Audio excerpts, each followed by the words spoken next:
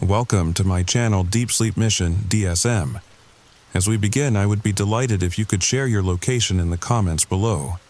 It's truly inspiring to witness how far this content travels and to connect with viewers from across the world. I inherited the house from my great-aunt Meredith last spring. She'd lived there for 43 years, ever since she came back from her missionary work in, well, she never really said where, just overseas. The house sat on Maple Street in Wauwatosa, one of those post-war ranchers with a finished basement and the big picture window facing the street. Nothing special. Nothing that would make you think twice about it. The furnace was ancient. One of those massive cast-iron beasts from the 50s, all pipes and ducts spreading through the house like metal veins. The home inspector said it still had a good 10 years left in it, maybe more. "They don't make 'em like this anymore," he'd said, patting its rusty flank like it was a loyal dog. I should have asked him what he meant by that. I should have asked him a lot of things. The first month was normal. I was still getting used to living alone after the divorce, still figuring out which floorboards creaked and which faucets dripped. The furnace kicked on at night with a low rumble that actually helped me sleep. White noise, you know? Better than the silence. It was a Tuesday in October when things changed. I remember because I'd just gotten home from Target with a bunch of Halloween decorations. Those little foam tombstones and plastic spiders that seemed so innocent at the time. I was in the kitchen, unpacking everything when I heard it. "You shouldn't be here." Portuguese, clear as day, coming from the floor vent by the refrigerator. My first thought was that somehow a radio signal had gotten crossed with the ventilation system. It happens, right? Old houses, old wiring. Sometimes you pick up weird frequencies. I actually laughed about it. Even tried to respond, feeling silly as I knelt down by the vent. "Hello? Can you hear me?" Nothing. Just the usual whisper of warm air flowing up from the basement. I shrugged it off, went back to my decorations.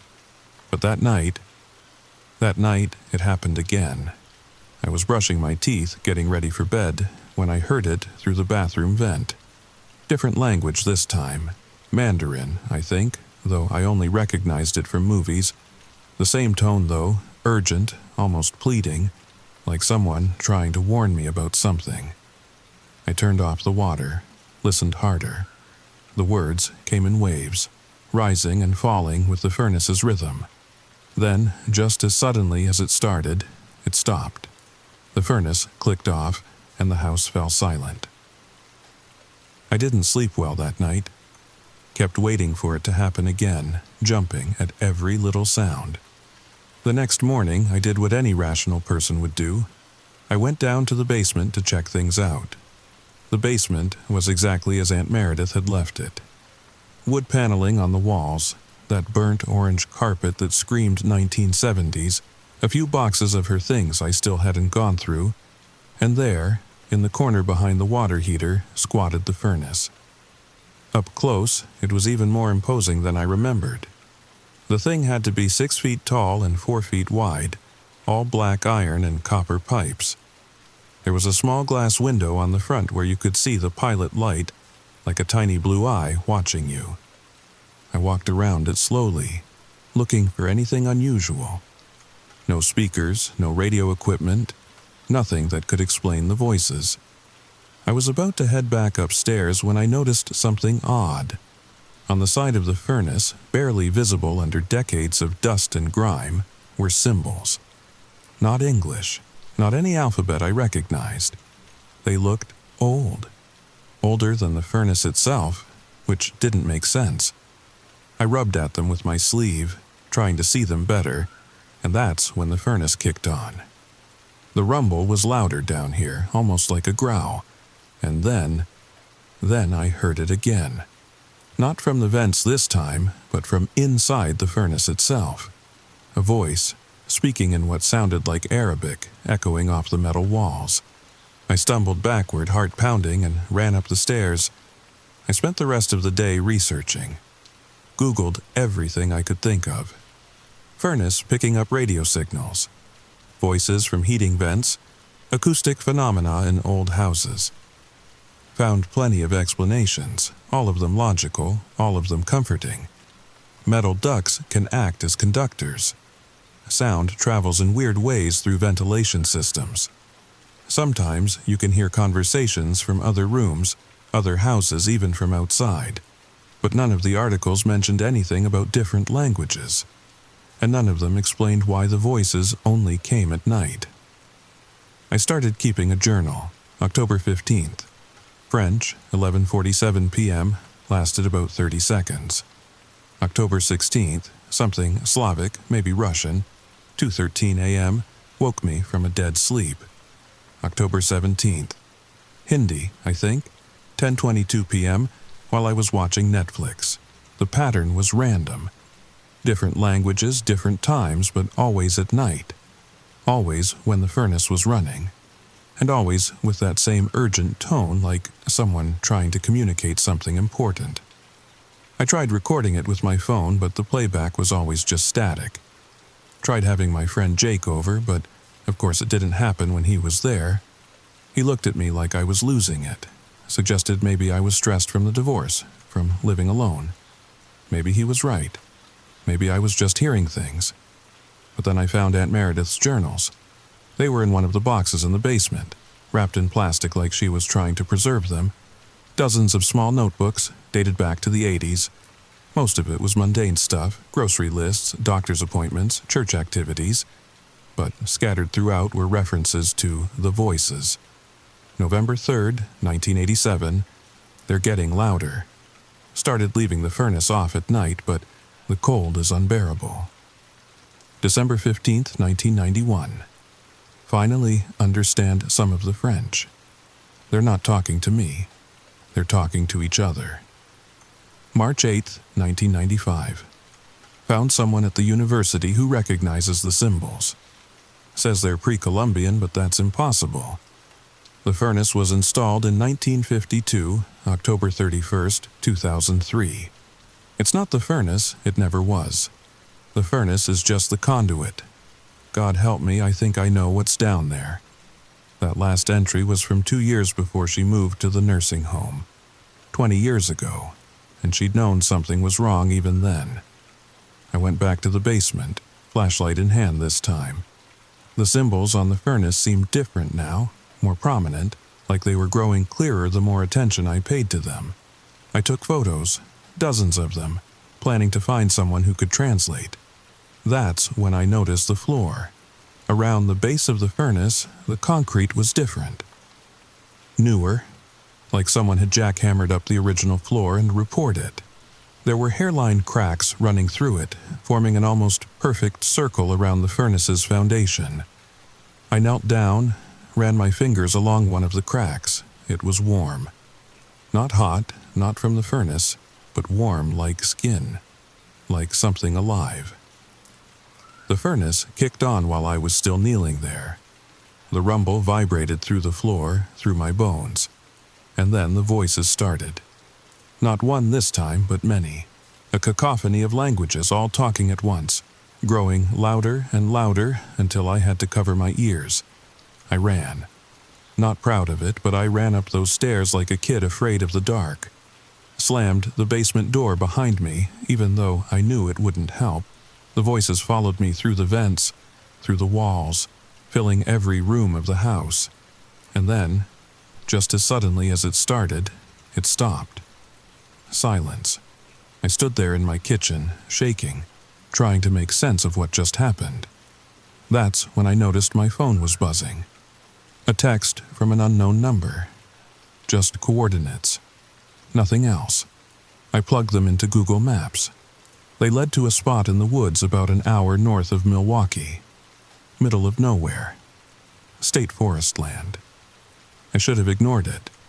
Should have deleted the text, packed my bags, and left that house forever. But I didn't. Because in the back of my mind I could hear Aunt Meredith's voice, reading that last journal entry. God help me, I think I know what's down there. I had to know too. I drove out there the next morning. Told myself it was just curiosity, that I'd take a look around and come right back. The coordinates led to an old fire road, barely visible through the overgrowth. I parked at the entrance, grabbed my flashlight even though it was broad daylight, and started walking. About a mile in, I found it. A stone marker covered in moss and lichen. The same symbols for my furnace carved deep into the rock. And at the base, partially buried under decades of fallen leaves, was a metal plaque. Site 47B, decommissioned 1952. Property of the United States Department of Energy, 1952. The same year the furnace was installed in my house. I took photos of everything, then sat in my car for a long time, trying to piece it together. The Department of Energy, 1952. The beginning of the Cold War, nuclear testing, secret government projects. And somehow my furnace was connected to it all. When I got home, the house felt different, heavier, like the air itself was pressing down on me. I went straight to my laptop, started researching Site 47B. Found nothing, like it never existed. But I did find something else. Newspaper articles from 1952, 3 houses in Wauwatosa, all getting new furnaces the same month. All the installations done by the same company, Midwest Heating Solutions. A company that, according to state records, only existed for 6 months in 1952. I tracked down the other 2 houses. One had been demolished in the 80s, the other was still standing. But the current owner said they'd replaced the furnace years ago. Strangest thing, he told me when I called. The removal crew said they'd never seen anything like it. Had to bring in special equipment just to disconnect it from the foundation. That night, I didn't turn on the heat. Bundled up in blankets, tried to sleep without the furnace's rumble. But at 3 a.m., I woke to the sound of voices. The furnace wasn't running, couldn't be running, but the voices were there anyway, seeping through the vents like smoke. Different this time, though. English, but Old English, Middle English maybe. The kind you'd hear in a museum exhibit about medieval times. I crept down to the basement, flashlight clutched in my sweaty palm. The pilot light was out, the furnace cold and silent. But the voices were coming from beneath it, from the cracks in the concrete. I got down on my hands and knees, put my ear to the largest crack. The warmth was stronger now, pulsing like a heartbeat.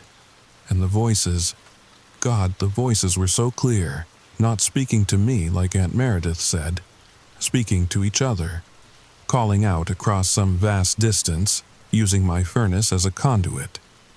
Then I heard something that made my blood freeze. My name.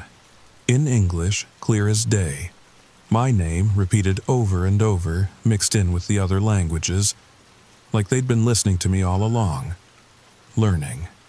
I scrambled backward, knocking over a box of Christmas decorations. The crash echoed through the basement and the voices stopped. But in the silence that followed, I heard something worse.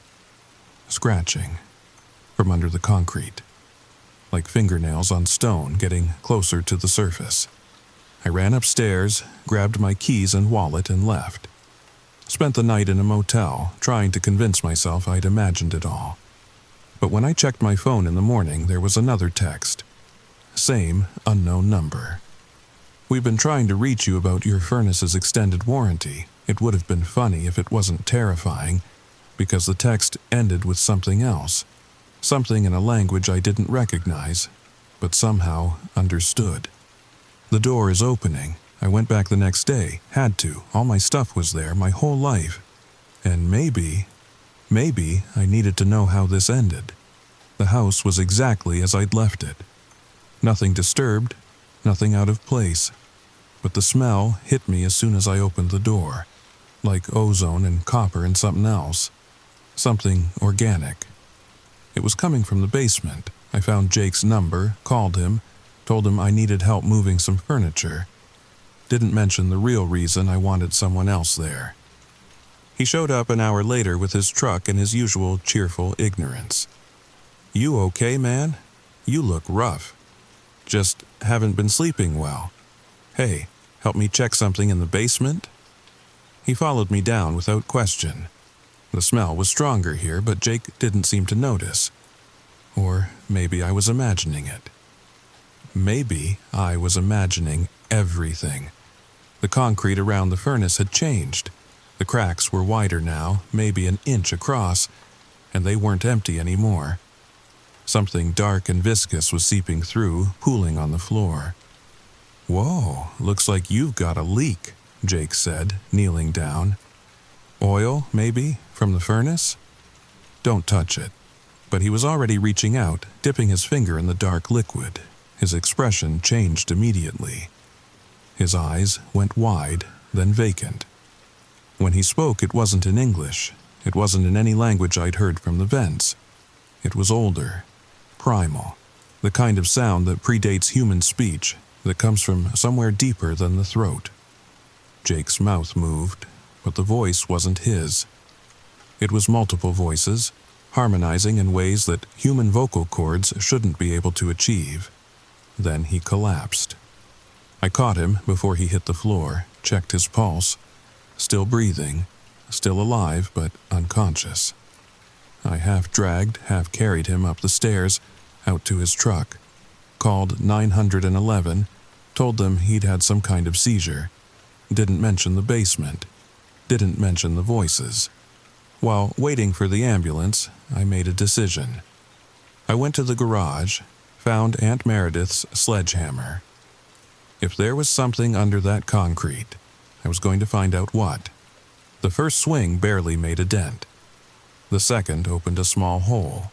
The third broke through into empty space. Hot air rushed out, carrying with it the smell of sulfur and decay and something else, something alive. I shined my flashlight into the hole, and what I saw, there was another room down there. No, not a room, a cavern, natural rock walls extending down beyond the reach of my light. And on those walls, covering every surface, were more symbols. Thousands of them, glowing faintly in the darkness. But that wasn't the worst part. The worst part was the movement. Things shifting in the shadows just beyond the edge of visibility. And the voices, God, the voices were deafening now. Every language that ever was or ever would be, all screaming the same message. I understood it now, understood what Aunt Meredith had figured out 20 years ago. The furnace wasn't picking up signals. It was translating them. Translating something that had been trying to communicate for God knows how long, trapped beneath layers of concrete and iron and human ignorance. The ambulance arrived, took Jake away. The paramedics asked if I was okay, if I needed to go to the hospital too. I told them I was fine. Told them I just needed some rest. As soon as they left, I went back to the basement. The hole I'd made was bigger now, the concrete crumbling away on its own, like something was pushing from below. And maybe something was. I could see more of the cavern now, see the walls moving, breathing. See the symbols rearranging themselves, forming new patterns, new messages, all in English now. All for me. We have been patient. We have been speaking. You have been listening. The door is open. Come down. Come down, come down. I stood there for a long time, flashlight trembling in my hand. Part of me wanted to run. Part of me wanted to call the police, the FBI, anyone who could seal this thing back up. But the bigger part wanted to know. Wanted to go down. The furnace kicked on behind me, even though I hadn't touched the thermostat. The pilot light flared, casting dancing shadows on the walls. And in those shadows, I saw faces. Human faces. Dozens of them, maybe hundreds, pressed against some invisible barrier. I recognized one of them. Aunt Meredith. She was younger, maybe 40 years younger, but it was definitely her. Her mouth was moving, forming words I couldn't hear over the roar of the furnace. But I could read her lips. Don't come down. Seal it now. But it was too late for that. The hole was too big, the concrete too damaged. Whatever was down there had been patient for 70 years, speaking through my furnace in every language imaginable, trying to find someone who would listen. Someone who would understand. Someone who would open the door. I turned off my flashlight. Stood there in the darkness, listening to the voices grow louder, clearer. They weren't threatening anymore. They were welcoming, inviting. Come down. Join us. Speak with us. I took a step toward the hole, then another. The warmth rising from below was almost comforting now, like a warm bath after a cold day. One more step and I'd be at the edge. One more step and... My phone rang. Jake's ringtone. The spell broke. I stumbled backward, fumbling for my phone. It was the hospital. Jake was awake, asking for me. Said he needed to tell me something important. Something about what he'd seen when he touched that liquid. I ran up the stairs, slammed the basement door, and shoved a chair under the doorknob. Grabbed my keys and drove to the hospital, breaking every speed limit on the way. Jake was sitting up in bed when I arrived, looking pale but alert. The moment he saw me, he grabbed my arm. "You need to get out of that house," he said. "Whatever's down there, it's not from here, not from Earth. I saw where they're from, where they're trying to go." "Who's they?" "The ones who built the first furnace, not your furnace, the first one. The original. It's not heating your house, man. It's a beacon. A lighthouse. And something's been following the signal for a very long time." He was rambling, not making sense. The doctors said he'd had some kind of hallucinogenic episode, probably from a gas leak. They wanted to check my house, make sure it was safe. I told them I'd already called someone, but I hadn't. Because I knew what I had to do. I drove back to the house one last time. The smell hit me as soon as I opened the door. Stronger now, mixing with something else.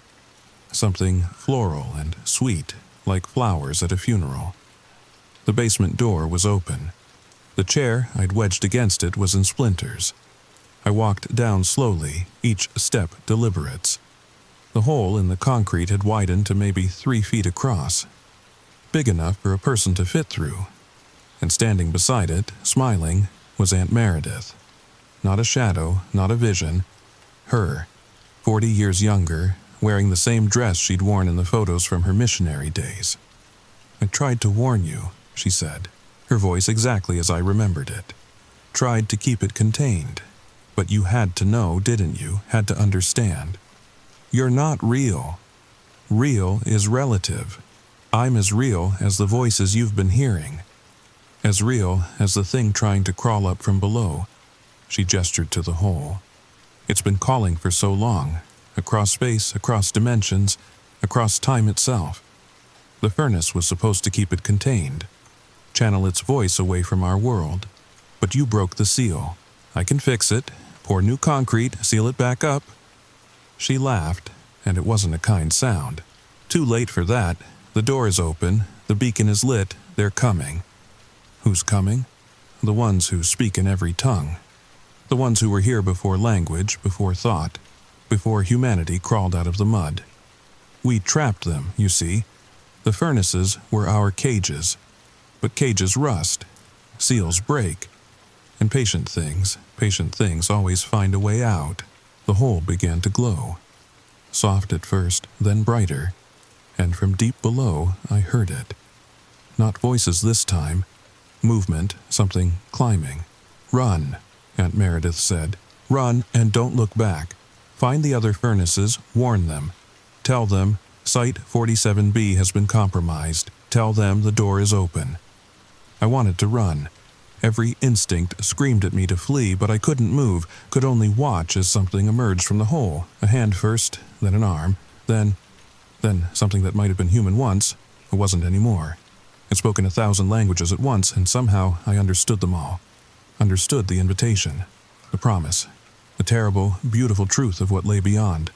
"Join us," it said, with voices like singing. "Speak with us, forever." I took a step forward. Just one. That's all it took. The last thing I remember is the furnace roaring to life behind me, speaking in my voice now, warning the next person who would live in this house, the next person who would hear the voices in the vents, because that's what I do now. I speak in Portuguese, in Mandarin, in languages that haven't been invented yet. I speak from the furnace in my basement. No, your basement. Did you think this was just a story? Did you think I was somewhere else? Someone else, speaking from the past? Listen to your vents tonight. Listen carefully. You'll hear me there, along with all the others. Speaking, warning, inviting. The door is open, and we're waiting for you to come down. Sweet dreams. And if you hear voices in your vents tonight, just remember, sometimes the house has secrets. Sometimes those secrets speak, and sometimes they're not speaking to you, they're speaking through you. Don't forget to check your basement. Wait, before you go, before you close this video and try to forget what you just heard, I need to tell you something else. Something I left out. Something about the other houses. Remember, I said one was demolished. That wasn't exactly true. It was demolished, yes, but not by choice. The family living there in 1987, the Andersons, they tried to remove the furnace themselves, thought they could save money, do it as a weekend project. They found bones under their concrete. Human bones, arranged in a perfect circle. The police thought it was a murder scene at first, but the bones, they were old. Older than the house. Older than the neighborhood. Older than Milwaukee itself. Carbon dating put them at over 3,000 years old in Wisconsin, where no human settlements existed that long ago. The Andersons moved out that night. The city condemned the house 3 days later, but before the demolition crew arrived, neighbors reported seeing lights in the basement and hearing voices, speaking in languages no one could identify. The house burned down the night before demolition. Fire department said it was arson, but they never found who did it. The foundation is still there, if you know where to look. Overgrown with weeds now, but on cold nights, people say you can still see steam rising from the ground, like something's still burning down below. The second house, the one where they replaced the furnace. I lied about that too. They tried to replace it, brought in a specialist team from Chicago, but when they disconnected the old furnace, when they finally pulled it away from the wall, they found a tunnel, not a big tunnel, maybe 2 feet across, but it went down and down and down. They dropped a weighted line to measure the depth, ran out of line at 300 feet. Dropped a camera next. The footage was classified, but one of the workers told me what he saw before they made him sign the NDA. The tunnel opened into a larger space, a cavern like mine. But this one wasn't empty. This one was full of furnaces, hundreds of them, all different makes and models, from different decades, all connected by pipes that ran through the rock like veins, all speaking in different voices. They sealed it, poured concrete down the tunnel until it was full, installed a new furnace right on top. The family living there now has no idea what's underneath their basement. No idea what's still down there, patient and waiting. But here's the thing. Here's what really keeps me up at night. Or would if I still slept. Those weren't the only 3 houses. Midwest Heating Solutions installed 47 furnaces in 1952, 47 beacons, 47 doors. I found 12 of them so far, speaking from the vents. Warning, inviting, waiting. How many are in your neighborhood? How many voices have you ignored, dismissed as the house settling, as pipes expanding?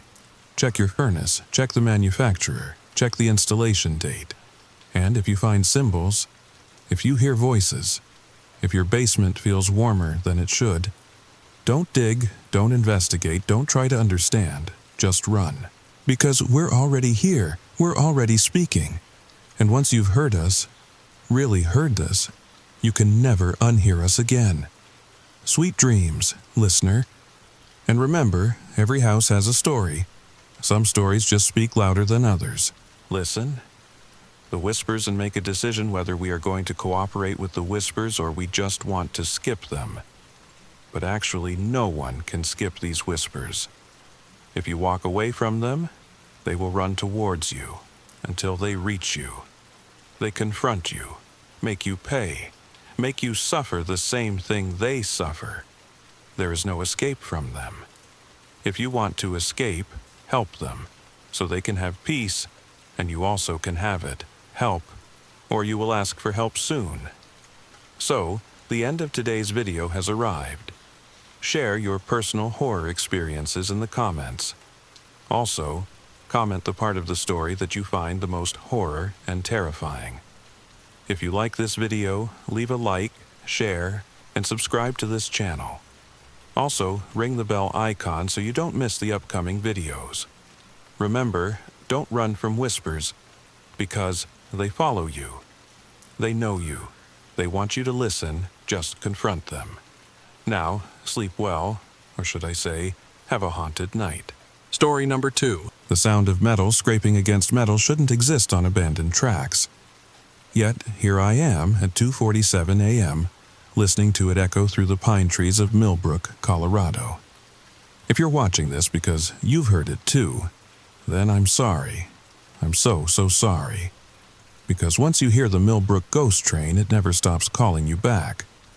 Before I tell you what happened that October night, before I explain why I can never sleep past 2:47 a.m. anymore, I need you to understand something.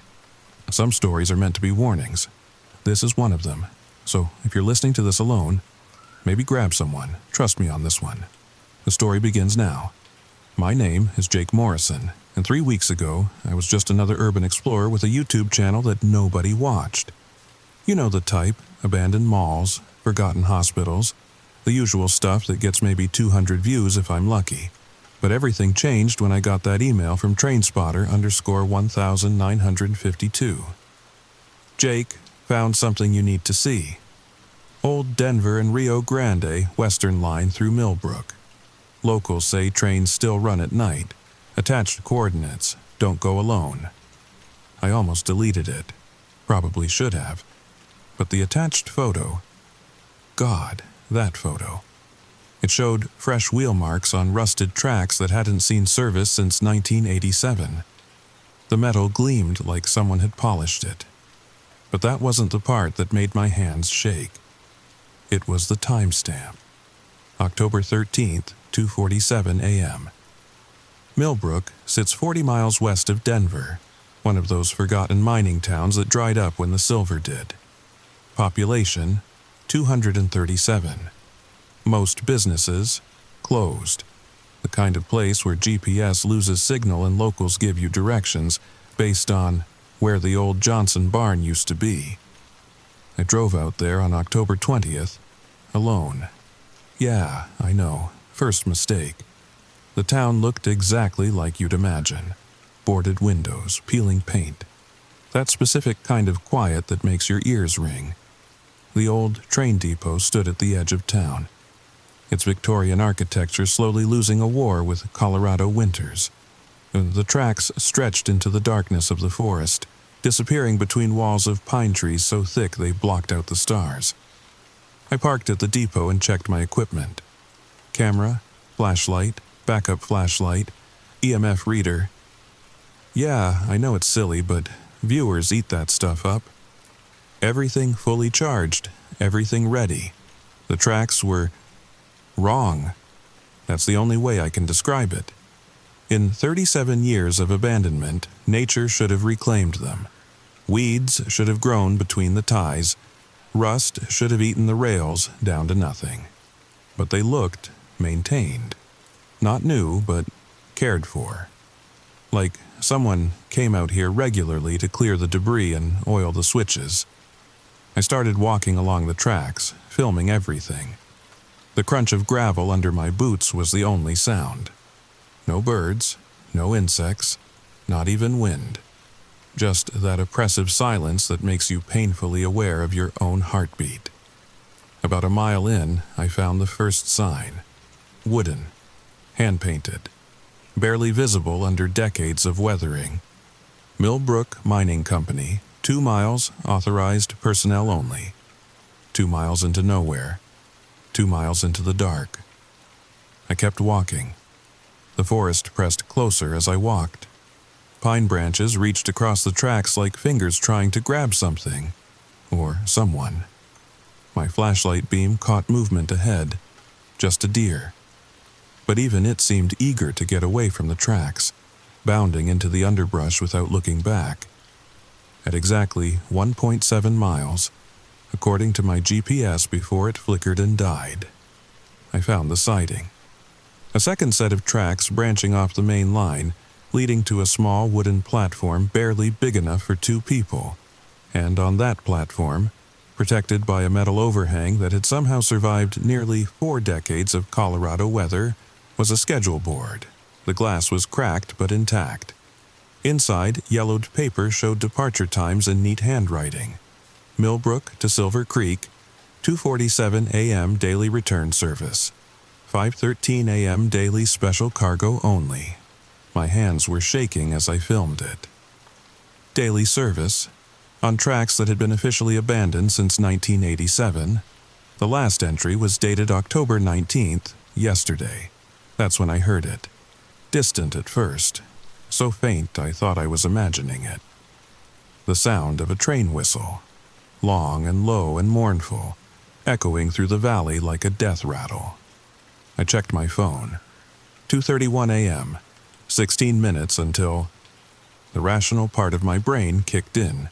Someone was playing a prank. Had to be. Locals messing with tourists, hidden speakers in the trees. But my hands kept shaking, and my breath came out in visible puffs even though it wasn't that cold. The whistle came again, closer. I should have run. Every instinct screamed at me to get back to my car and drive until I hit Denver, but I stayed, partly for the content, mostly because I couldn't believe it was real. I set up my camera on the platform, framing the tracks stretching into the darkness. 2:44 a.m. 3 minutes, the ground began to vibrate. Subtle at first, like distant thunder, then stronger. The metal rails started to hum, a low frequency that made my teeth ache. My EMF reader went crazy, needle swinging wildly before the device shut off completely. 2:46 a.m., 1 minute, the whistle again. So close, now I could feel it in my chest, and underneath it, other sounds. Metal groaning, steam hissing, the rhythmic chuff-chuff-chuff of an old steam engine. But no light, trains have headlights, even old ones. But the darkness ahead remained absolute. 2:47 a.m., the train arrived without arriving. One moment, empty tracks, the next, it was there. Not approaching, not slowing down, just there. A steam locomotive from another era, all black iron and brass fittings. No lights except for a dim orange glow from the firebox. Behind it, 3 passenger cars with windows that revealed nothing but darkness. It sat on the tracks, engine idling, steam rising into the night air. Real steam, real heat. I could feel it from 20 feet away. The door of the middle car opened. No one stepped out. It just opened, waiting. I stood frozen, camera still rolling as understanding crashed over me. This wasn't a prank. This wasn't speakers in the trees. This was exactly what Trainspotter_1952 had promised. A train running on abandoned tracks. A train that shouldn't exist. The whistle blew again, impatient now, demanding. I took a step forward, then another. My hand reached for the passenger car's grab rail. The metal was warm, almost feverish. Inside, rows of empty seats stretched into darkness. No, not empty. As my eyes adjusted, I could see shapes. Silhouettes of passengers sitting perfectly still, facing forward. "All aboard," a voice said. Not from any specific direction. Just there. In my head, in the air, in the metal of the train itself. I pulled myself up into the car. The door closed behind me with a sound like a coffin ceiling. The train lurched forward. No, that's not right. It didn't move like a normal train. There was no acceleration, no building speed. One moment we were still. The next, trees were blurring past the windows. The interior was old. Red velvet seats, brass fixtures. Gas lamps providing just enough light to see shapes but not details. And the passengers. They weren't people. Not anymore. They were impressions. Shadows burned into reality. Men in mining clothes, women in Victorian dresses, children in their Sunday best. All sitting perfectly still. All facing forward. All wrong in ways I couldn't quite define. I made my way down the aisle on shaking legs. The floor swayed with the train's movement, but it felt more like being on a ship than a train. Like we were floating through the darkness rather than rolling on rails. "Ticket," the voice came from behind me. I turned to find a conductor, or what used to be one. Tall, thin, wearing a uniform that might have been blue once, but was now the color of old smoke. His face was, I can't describe it, not because it was horrible, because it wasn't quite there. Like looking at someone through frosted glass. I don't have a ticket," I managed. He tilted his head. The movement was too smooth, too far. "Everyone on the 247 has a ticket, check your pocket." My hand moved without my permission, reached into my jacket pocket. Pulled out a piece of paper I knew hadn't been there before. Old, yellowed. The kind of train ticket they used a century ago. "Millbrook to Silver Creek," I read aloud. "One way, always one way," the conductor said. "Silver Creek takes what it's owed." He punched the ticket with a tool that looked more like a branding iron than a ticket punch. The paper smoldered where he touched it. Then he moved on, gliding more than walking, disappearing into the next car. I looked out the window. We were moving impossibly fast now. The forest was a blur of darkness. But sometimes I caught glimpses of things that shouldn't be there. Other trains on parallel tracks that didn't exist. Stations that had burned down decades ago, lit up and full of waiting passengers. And always at the edge of vision, something massive keeping pace with us. Something that might have been another train, or might have been something else entirely. A hand touched my shoulder. Cold. Too cold. I turned to find a little girl in a dress that might have been white once. She couldn't have been more than 8. Her eyes were the color of coal dust. "You shouldn't be here," she whispered. "Not yet. You still have color." "Color?" She pointed at my hands. In the dim light of the gas lamps, they seemed to glow. Warm, alive, full of what she called color. Then I looked at her hands. Gray, faded, like an old photograph left in the sun. "The train takes it," she said, "a little at a time, until you match the others. Then you can't leave." "How long have you been here?" She tilted her head, the same too smooth movement as the conductor. "Since the cave-in. Papa said we'd take the train home after his shift, but the mountain had other plans. Now we ride, every night. 247 to Silver Creek, 513 back to Millbrook, forever and ever and ever." The train's whistle shrieked. The sound was different now, hungry, triumphant. "We're here," the little girl said. "Silver Creek, the end of the line." The train didn't slow down. It just stopped. No deceleration, no brakes. One moment blurring through darkness, the next perfectly still. The door opened on its own, revealing a platform I knew shouldn't exist. Silver Creek Station was impossible. The real station had been demolished in 1962 when they built the highway. But here it stood, looking exactly like the old photographs. Gas lamps, wooden platform. A sign that read, "Silver Creek, elevation 8,847 feet. Gateway to prosperity." But wrong. Everything was wrong. The angles didn't match. The shadows fell in directions that hurt to look at. And beyond the station, nothing. Not darkness. Nothing. A void where reality simply stopped. "Everyone off," the conductor's voice echoed through the car. "End of the line." The shadow passengers rose as one, moving in perfect synchronization, filing out onto the platform with steps that made no sound. The little girl tugged at my hand. "Come on, he doesn't like to wait."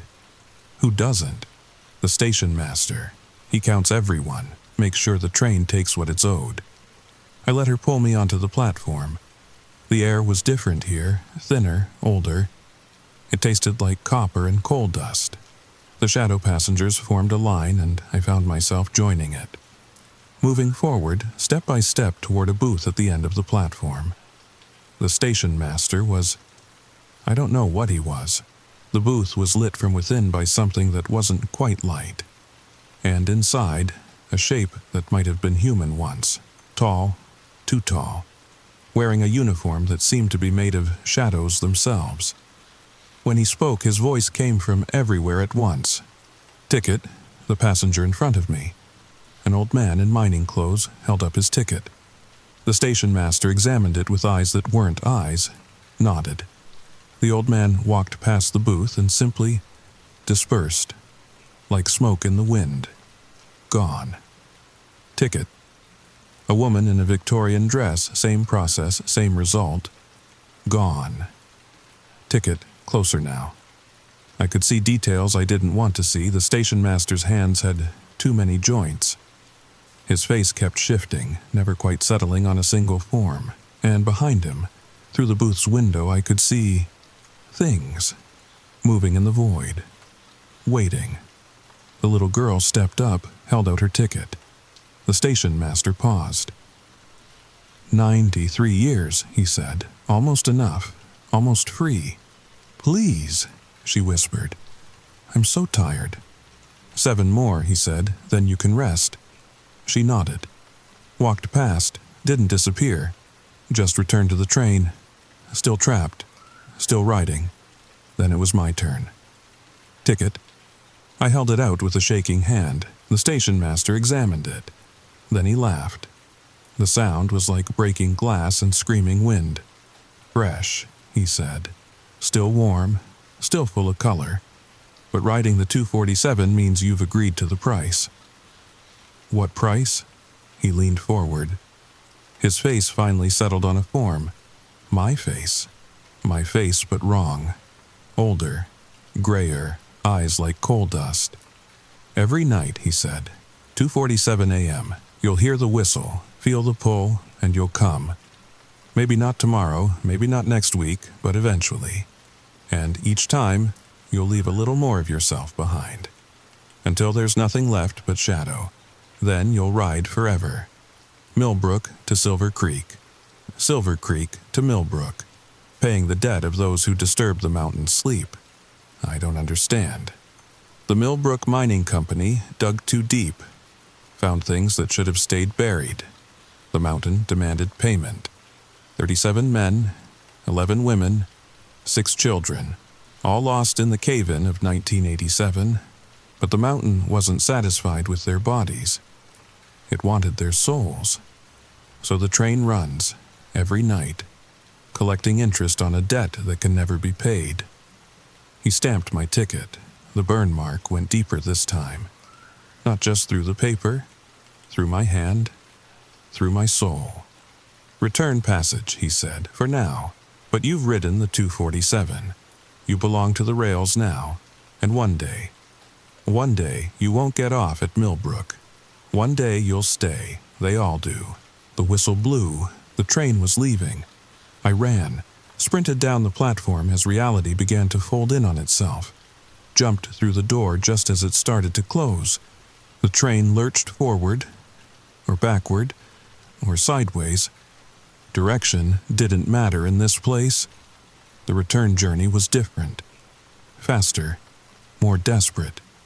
The shadow passengers watched me with something like pity. The little girl held my hand. It's okay, she said. The first time is always the hardest, but you get used to it. We all do. 5:13 a.m. The train stopped at Millbrook. I stumbled off onto the original platform, the real platform. The sun was just starting to rise, painting the mountains gold. My car was where I left it. My cameras was still recording. But my hands were different. Still mine, still flesh and blood.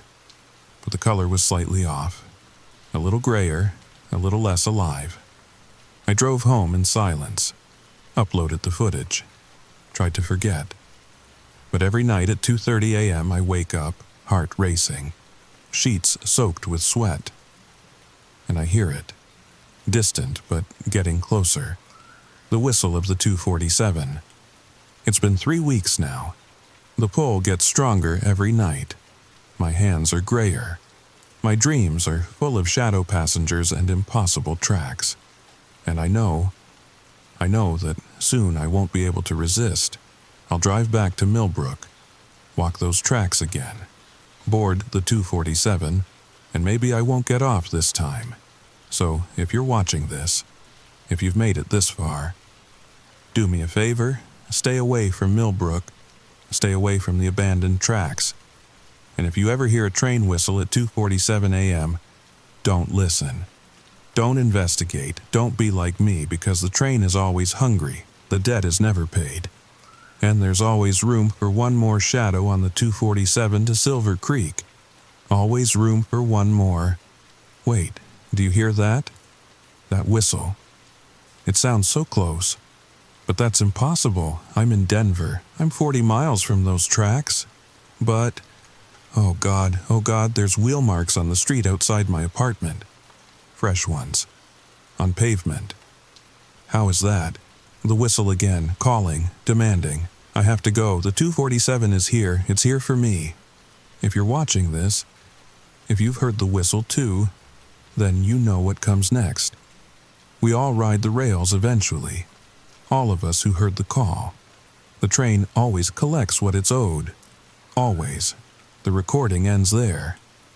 Jake Morrison hasn't posted anything since. His apartment was found empty, door wide open, with wheel marks on the carpet leading from his bedroom to the window. The marks continued down the side of the building. Impossible marks. Train tracks where train tracks couldn't be. Some say he's still out there, riding the 247, getting a little grayer each night. Some say if you go to Millbrook at just the right time, you can see him on the platform, warning people away, trying to save them from the same fate. But I know the truth, because last night I heard the whistle, and when I looked out my window, I saw wheel marks forming on my street, fresh ones, leading right to my door. So tell me, have you heard the whistle? Have you seen the marks? Because once you know about the 247, once you've heard its story, it knows about you too, and the train is always hungry. The debt is never paid, and there's always room for one more. Sweet dreams, if you can still sleep after this. But before you go, I need to know, what time did you finish watching this? Was it 2:47? Check your clock. Please, I need to know I'm not alone in this. Comment below. Tell me you hear it too. Tell me I'm not crazy. Tell me you hear the whistle. Story number 3. I saw myself buying coffee at the corner store yesterday. While I was still in bed, let me explain. No, actually, I can't explain it. That's why I'm recording this. That's why I need you to listen. Because if something happens to me, if I disappear like the others, at least someone will know the truth. My name is Sarah Chen, and I live in Portland, Oregon. Normal life, normal job at a tech startup downtown, normal apartment in Hawthorne District. Everything was normal until 3 weeks ago, when I started seeing her. The story begins now. It started on a Tuesday morning. I remember because Tuesdays are when I work from home, and I'd been up late binge-watching true crime documentaries on Netflix. Bad habit, I know. My therapist says it's not great for my anxiety, but there's something oddly comforting about solved mysteries, about knowing there's an explanation for everything. Anyway, I woke up around 10 a.m. Later than usual, the Portland rain was tapping against my window, a soft, persistent rhythm that makes you want to stay in bed forever. I grabbed my phone to check the time, and there it was, a notification from my security camera app. Motion detected at front door, 7:43 a.m. I live alone. No roommates, no boyfriend. Just me and my cat, Mochi, who is currently sprawled across my feet, purring like a tiny chainsaw. I opened the app, expecting to see a delivery person or maybe my neighbor's kid retrieving a lost ball. Instead, I saw myself. Not Mimi, I was in bed, but someone who looked exactly like me. Same messy black hair. Same oversized Pearl Jam t-shirt I'd worn to bed. same way of tucking hair behind my ear when I'm nervous. She was standing at my door, just standing there, staring at the camera. My heart did this weird skip-thud thing. I sat up so fast that Mochi meowed in protest, jumping off the bed with an indignant look. I rewound the footage, watched it again, and again. The woman. She had my face, my exact face, not similar, not close. Identical. Down to the small scar above my left eyebrow from when I fell off my bike in 3rd grade. She stood there for exactly 3 minutes and 17 seconds. Then, she smiled. Not a nice smile. Not a threatening smile either. Just knowing. Like she was in on a joke I hadn't heard yet. Then she turned and walked away. I scrambled out of bed, ran to the front door, yanked it open. The hallway was empty. The morning air smelled like rain and coffee from the cafe downstairs. Normal. Everything was normal. Except it wasn't. I spent the next hour going through all my security footage. She'd appeared at exactly 7:43 a.m., stood there, smiled, and left. No footage of her entering the building. No footage of her leaving. Just those 3 minutes and 17 seconds of impossible existence. I called in sick to work, spent the day researching everything from identical twins separated at birth to face-swapping technology to carbon monoxide poisoning that causes hallucinations. Nothing fit. Nothing made sense. That night, I triple-checked my locks, moved my desk against the door, set up my laptop to record all night, pointed at the entrance. If she came back, I'd catch her. I'd prove I wasn't losing my mind, but she didn't come back. Not that night. She did something worse. The next morning, Wednesday. I woke up to 17 missed calls from my mom. My stomach dropped. Mom only calls that many times if someone's dead or dying. Sarah, oh thank God. I've been trying to reach you all morning. I saw you at Whole Foods, but you just walked right past me. Didn't even look at me. Are you okay? Are we fighting about something? My blood turned to ice water. Mom, what time was this? Around 8:30, I was getting my green juice after yoga. You were in the supplements aisle, looking at those vitamin D bottles you like. I called your name 3 times, but you just ignored me. Sarah, if I did something... Mom. My voice came out steadier than I felt. I just woke up. I haven't left my apartment. Silence. Then, that's not funny, Sarah. I'm not joking. Check my location. I'm sharing it with you, remember? After that whole thing with Dad getting lost on his hiking trip? I heard her fumbling with her phone. More silence, then a sharp intake of breath. You're at home. But I saw you. I know I saw you. You were wearing that blue REI jacket, the one with the coffee stain on the sleeve. I looked at my closet door, hanging on the hook, my blue REI jacket, with the coffee stain on the sleeve. Mom, I need to go. I'll call you later. Sarah, wait. I hung up. My hands were shaking so bad I dropped the phone. It clattered on the hardwood floor, the sound impossibly loud in the morning quiet. Think. There had to be an explanation. Someone who looked like me. Portland's a big city. It happens. Doppelgangers are real. I'd rate about it. Statistical probability. 7 billion people on Earth. Someone's bound to look like someone else. Except the coffee stain, the exact jacket, the way she'd ignored my mom. Just like I would have if I was having a bad day and didn't want to deal with family drama. I called my best friend Marcus. He answered on the 3rd ring, sounding out of breath. Sarah? Hey, weird coincidence. I was just about to text you. I saw you at the Nike store downtown like 20 minutes ago. Were you getting those new running shoes you wanted? My throat closed up. Marcus, I managed to whisper, I'm at home. What? No, I literally just saw you. You were talking to that cute sales guy, the one with the tattoos you mentioned last week. You seemed really into the conversation, so I didn't want to interrupt. The cute sales guy with the tattoos.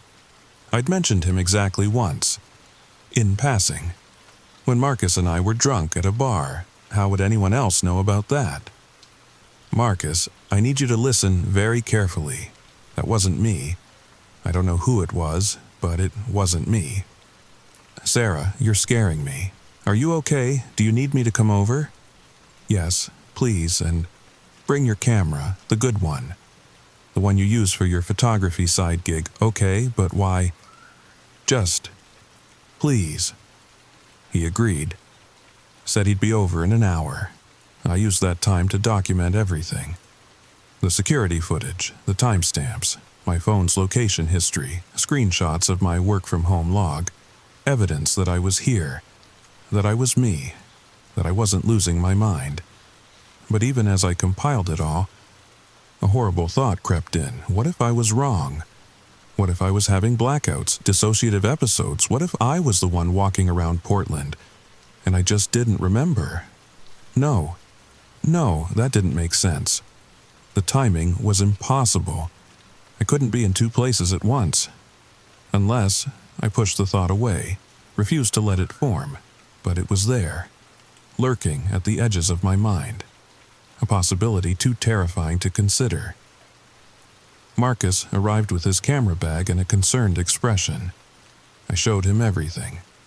Watched his face go from skeptical to confused to genuinely freaked out. Okay, he said finally. Let's say I believe you. Let's say someone is impersonating you. We need to find out who and why. How? He pulled out his camera. Simple. We stake out the places you usually go, coffee shop, gym, that bookstore you love. If this person is following your routine, we'll catch them. It was a good plan, logical, except for one thing. Marcus, what if it's not someone impersonating me? What if it's... I couldn't say it. Couldn't voice the impossible thought. What if it's what? I met his eyes. What if it's actually me? We spent the next 3 days following my routine. Or rather, I stayed home while Marcus stationed himself at my usual spots with his camera. The coffee shop on Belmont where I get my oat milk latte every morning. The Powell's Books where I browse the horror section every Friday. The food carts on Alder where I grab lunch when I'm downtown. Nothing. For 3 days, nothing.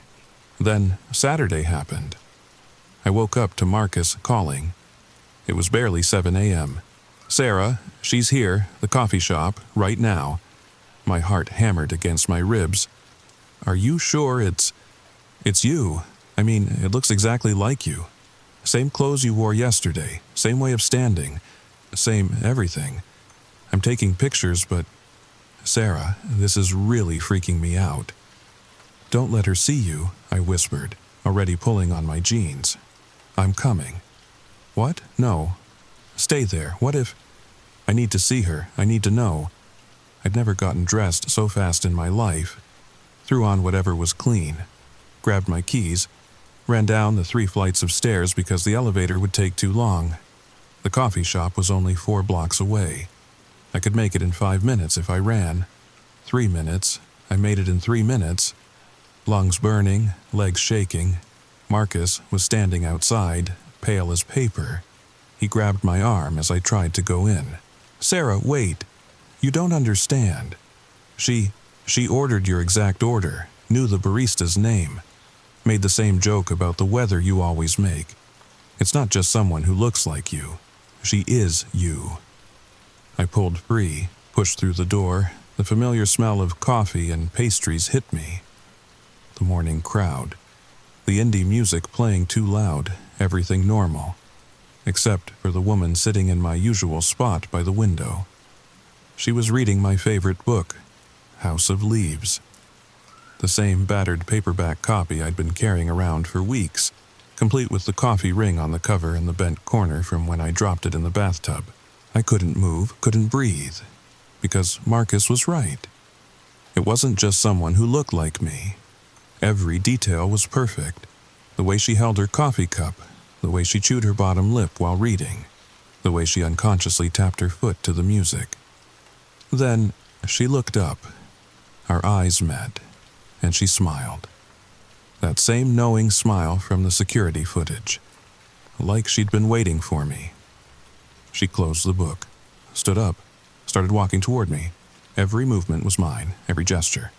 Like watching a mirror that moved on its own. Finally, she said. And her voice, God, her voice was exactly mine. Not similar, not close. The exact same voice I heard when I recorded voice memos. I was wondering when you'd work up the courage. Who are you? My voice came out as a whisper. She tilted her head, my head, our head. You know who I am. No, I don't. I don't understand any of this. She reached into her pocket, pulled out a phone, my phone, same case, same crack in the screen protector, same background photo of Mochi. Check your messages, she said. I fumbled for my own phone. There was a text from my own number, sent 30 seconds ago. Stop looking for me. You won't like what you find. I looked up. She was already at the door. I tried to follow, but my legs wouldn't work right. Like trying to run in a dream. By the time I made it outside, she was gone. Marcus was standing there, camera in hand, face white. Did you get pictures? I asked. He nodded, handed me the camera. I scrolled through, shot after shot of the coffee shop, the window, my usual spot, empty, every single photo. The chair was empty. I don't understand, Marcus said. I saw her. I know I saw her. I took pictures while she was sitting right there. But the timestamp on the photos didn't lie. 7:03 a.m., 7:04 a.m., 7:05 a.m. All showing an empty chair, an untouched table, no coffee cup, no book, no other me. Marcus, I said slowly, what if you can't photograph something that isn't really there? But we both saw her. She talked to you, I know. I handed back the camera. That's what scares me. That night, I didn't sleep. Couldn't sleep. Every time I closed my eyes, I saw her face. My face. Smiling, that knowing smile. I'd done more research. Found others online. People who'd seen themselves. Glimpsed their own faces in crowds. Spotted themselves in places they'd never been. The forums called them temporal echoes, or probability shadows. Most people dismiss them as conspiracy theorists, attention seekers, mental illness. But their stories, they all had the same pattern. First, glimpses, then sightings, then encounters, and then they disappeared. Not all at once, just stopped posting, stopped updating. Their last messages always the same theme. I understand now. It makes sense. I know what I have to do. I was staring at one of these final posts when I heard it. Footsteps in my apartment. Not outside, inside. Even though my door was locked. Even though I'd checked every window, even though I was alone. The footsteps came closer, unhurried, familiar, the exact weight and rhythm of my own walk. She appeared in my bedroom doorway. Not suddenly, just there. Like she'd always been there. Wearing my pajamas, the ones currently on my body. It's time, she said. Time for what? My voice barely worked. She sat on the edge of my bed, the mattress dipped under her weight. Real weight, not a hallucination, not a ghost. Time to understand. You've been asking the wrong questions, Sarah. Not who, not how, but when. I don't. Yesterday, you decided to call in sick, to research, to figure this out.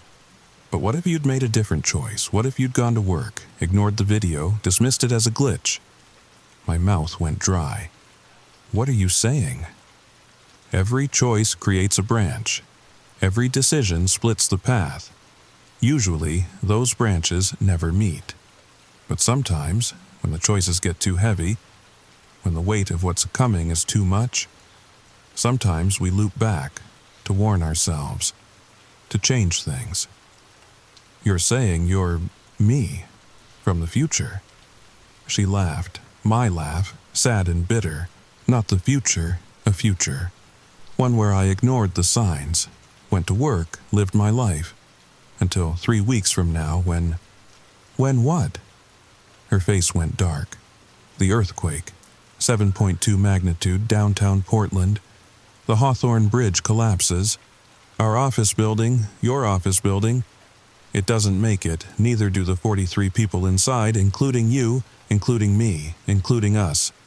That's impossible. You can't know that. Can't I? She pulled out her phone again, showed me the screen. News articles, videos, images of devastation. All dated 3 weeks from now, all impossibly real. This is fake. This has to be fake. Check the small things, she said quietly. The details no one would think to fake. The coffee shop that's opening next week, it's in the background of one video. The construction on Division, it's finished. Your neighbor's baby, she's walking. 3 weeks of small changes. 3 weeks of life continuing. Until it doesn't. I looked, really looked, and she was right. Every detail, every impossibility, all there. So, what? You came back to warn me? To save me? She shook her head. I came back because I am you, because in my timeline, I saw myself too, an older me, one who'd survived longer, who knew more, who told me the same thing I'm telling you now, which is that it doesn't end with the earthquake. That's just the beginning, the first crack, the first sign that something's wrong with everything, with time, with reality, with the way things are supposed to work. My head spun. I don't understand. You will, when you see your next visitor, the one who comes after me, the one who's older, who knows more, who'll tell you what I can't. She stood up. But first, you need to leave Portland. Tomorrow, don't pack, don't explain. Just go. East. As far as you can. And whatever you do, whatever you see, don't try to change the bigger picture. Some things have to happen. Even the terrible ones. Wait, you can't just... But she was already fading, not disappearing. Fading, like a photograph left in the sun. Remember, her voice echoed. You're not crazy. You're not alone. And when you see yourself, when it's your turn to be the visitor, you'll understand why we smile. Why we all smile, that same knowing smile. And then she was gone. And I was alone. With the truth. With the impossible, terrifying truth. I looked at my phone, pulled up apartment listings in Boston, New York, Chicago, anywhere but here, anywhere but Portland. My hands shook as I started filling out applications, because I believed her, every word, every impossible word, and because, deep down, I'd known, the moment I saw her at my door, the moment our eyes met in the coffee shop, I'd known she was me, and I was her, and somewhere, somewhen, another me was having this same realization, seeing this same truth, making this same choice, an infinite loop of selves, warning each other, saving each other, trapped in a pattern we couldn't break, or maybe didn't want to break. I booked a flight for the next morning. One way, no return date, told myself I'd figure out the rest later. After I was safe. After I was far from whatever was coming. But as I packed, a terrible thought crept in. What if running wasn't the answer? What if the earthquake wasn't the real danger? What if the real danger was us? All of us. These versions of ourselves, crossing timelines, breaking reality, leaving cracks for something worse to slip through. What if we weren't saving ourselves? What if we were the disaster? I looked at my reflection in the bedroom mirror, studied my face, wondered how many times I'd see it again. On other women, other versions, other warnings. Then I smiled. That knowing smile. Because I understood now, the joke we were all in on. The terrible, cosmic joke. We weren't running from our fate, we were running toward it. One timeline at a time. I finished packing at 3 a.m., sat on my suitcase, stared at the wall, waiting for morning. Waiting for my flight. Waiting for whatever came next. Mochi curled up in my lap, purring. Oblivious to the cracks forming in reality, in time. In everything we thought we knew. Lucky cat. My phone buzzed. A text from my own number. You're making the right choice. Trust yourself, all of yourself. S. I deleted it, turned off my phone, closed my eyes. Tomorrow I'd run. Tomorrow I'd leave everything behind. Tomorrow I'd start the pattern all over again. But tonight I just sat and waited and wondered. How many times had I done this already? How many times would I do it again? And in how many timelines? Was I already too late? The rain kept falling outside. Portland rain. Soft and persistent. The last time I'd hear it, the last time I'd be just me. Alone, singular, one person in one timeline in one reality. Tomorrow, everything would change. Or maybe it already had. Maybe it always had. Maybe that was the real joke, the real horror. Not that we could see ourselves across time, but that we always had. Every déjà vu, every strange coincidence, every moment where reality felt thin. Maybe we'd always been haunted by ourselves. And maybe, just maybe, that was the only thing keeping us alive. I smiled again, that knowing smile, our smile, and waited for the sun to rise. So now you know, now you understand why I'm sharing this, why I need someone, anyone, to know the truth. Because I'm at the airport now, boarding pass in hand, one way to Boston, and I just saw her. Another me, older, sadder, wearing clothes I don't recognize. She's at the gate across from mine. Flight to San Francisco. She caught my eye, nodded, smiled that smile. Which means it's not over, which means it's never over, which means... Wait, she's writing something, holding up a piece of paper. Check the news, 3 weeks, be ready. 3 weeks. 3 weeks from my timeline or hers? 3 weeks until what? She's boarding now. Disappearing into the jet bridge. And I'm left with more questions than answers. Always more questions. But I guess that's the point, the pattern, the endless loop of warnings and choices and consequences. I used to think the scariest thing would be seeing a ghost, a monster, something other. But now I know the truth. The scariest thing is seeing yourself, knowing yourself, being yourself, all of yourself, across all timelines, forever. The boarding announcement for my flight crackles over the speakers. Time to go, time to run, time to continue the pattern, but before I go, before I disappear into whatever comes next, I need to ask you something. Have you seen yourself lately? In a crowd? In a reflection? In the corner of your eye? Have you felt that strange sensation of being watched by familiar eyes? Have you ever wondered why déjà vu feels so much like a warning? Because if you have, if any of this sounds familiar, then maybe you're part of the pattern too. Maybe we all are. Maybe that's what holds reality together. These loops, these warnings, these versions of ourselves, keeping watch, keeping time, keeping the worst from happening. Or maybe we're causing it. Maybe every loop makes the cracks bigger. Every warning makes the danger greater. Every version makes the pattern stronger.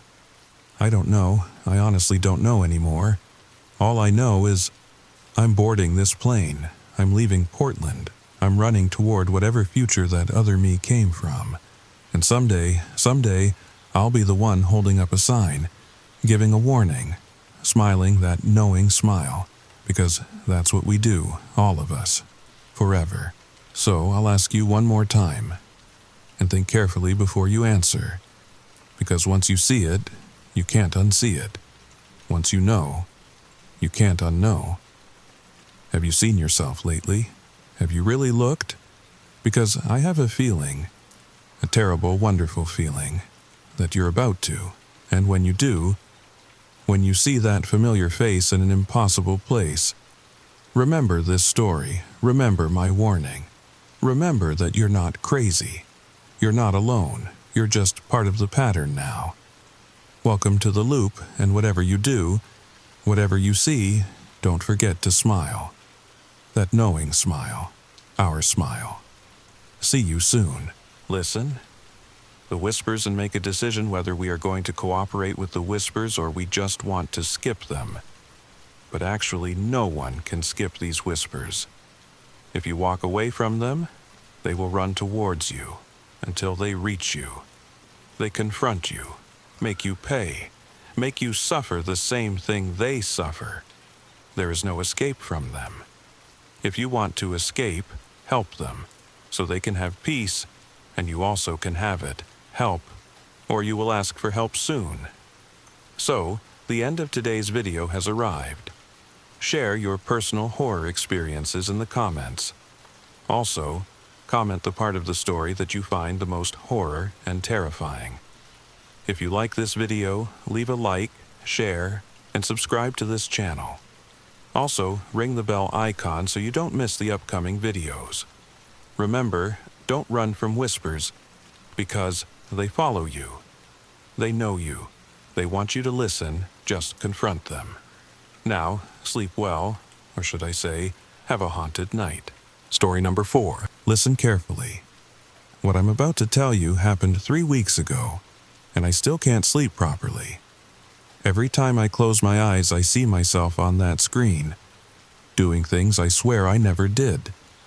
My name is Marcus, and I live alone in a small apartment in Portland, Oregon. I'm telling you this because I need someone to believe me. The police won't help. My therapist thinks I'm having dissociative episodes. But I know what I saw, and I have the footage to prove it. It started when I found an old USB drive wedged between my couch cushions. Black, unmarked, probably 32 gigs. I almost threw it away. God, I wish I had. But curiosity got the better of me. You know how it is when you find something mysterious in your own home. You have to know what's on it. So, I plugged it in. The first video was dated 2 months ago, February 15th, 2:47 a.m. The timestamp glowed in the corner of the screen, and my blood ran cold, because the person in the video was me. But here's the thing, I remember that night. I was asleep, I'm sure of it. I had work the next morning at the coffee shop downtown. I never stay up past midnight on weeknights, never. Yet, there I was, on my laptop screen, walking through my own living room. The night vision quality made everything look ghostly green, but it was definitely me. Same flannel pajamas I wear every night. Same messy hair, same everything. Except the way I moved. Have you ever watched yourself on video and felt that weird disconnect? Like you're seeing yourself from the outside for the first time? This was different. This was wrong. My movements were too fluid, too purposeful, like someone else was wearing my body like a suit. I watched myself walk to the kitchen, open the drawer where I keep the spare keys, and pull out a set I didn't recognize. Then I walked out the front door. The video ended there. My hands were shaking as I clicked on the next file. February 22nd, 3:15 a.m. This time, I was in my car. The dashcam footage showed me driving through streets I knew well. Northwest 23rd Avenue, past the familiar shops and restaurants. But I was going somewhere I'd never been before. The video followed me for 20 minutes until I pulled into an empty parking lot behind an abandoned warehouse on the industrial side of town. I sat in my car for exactly 3 minutes. Just waiting. Then I got out and walked into the darkness beyond the camera's view. The footage jumped ahead 45 minutes. I returned to the car, got in, and drove home. My expression never changed, not once. I paused the video and ran to my bathroom. I needed to splash cold water on my face to wake up from whatever nightmare this was. But when I looked in the mirror, all I could see was that blank expression from the video. Those empty eyes that looked like mine but weren't.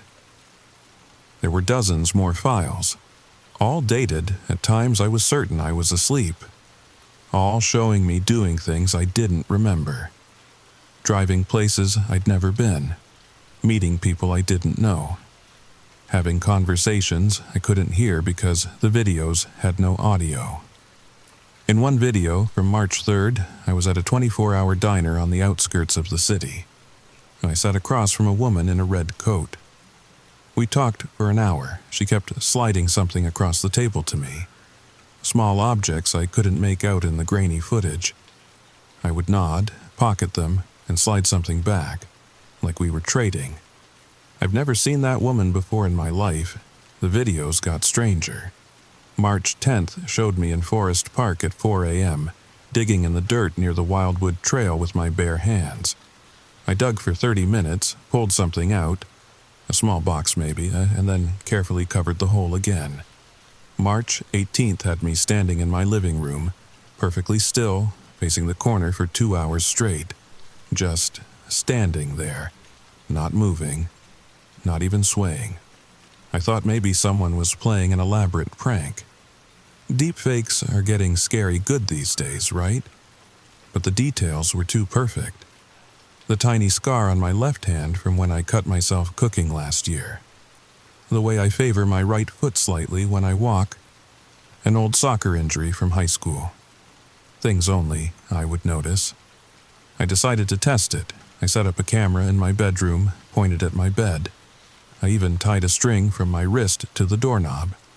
If I got up, I'd feel it. That night, I took 2 melatonin and went to bed at 10 p.m. The next morning, I checked the footage. 10 p.m. to 6 a.m. 8 hours of me sleeping peacefully. The string was still tied to my wrist.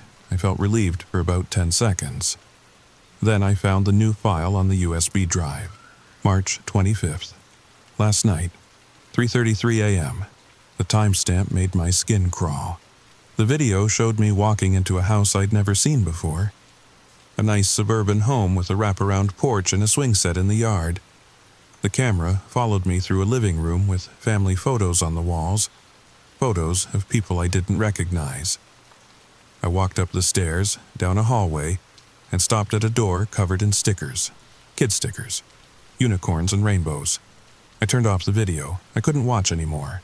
But I had to know. I had to understand what was happening to me. So, I did something stupid. I decided to follow myself. The next video was scheduled for March 27th, 2 days away. I could see the partial file name before I'd closed the laptop. So, I prepared. I bought a GPS tracker and sewed it into the lining of my pajamas. I set up multiple cameras around my apartment. I even bought one of those smart doorbells that alerts your phone when someone passes by. On the night of March 27th, I didn't take any melatonin. I lay in bed wide awake, waiting. Midnight passed. Then 1 a.m. Then 2. By 3 a.m., my eyes were getting heavy, despite the 3 energy drinks I'd consumed. I must have dozed off for just a moment. I woke up at 6 a.m. in my bed. Everything looked normal. The string was still tied to my wrist, but my phone had 37 notifications. The doorbell camera had been triggered at 3:33 a.m. My heart pounded as I opened the app. The video showed me leaving my apartment. But there was someone else with me. A figure in black, walking behind me, matching my pace perfectly.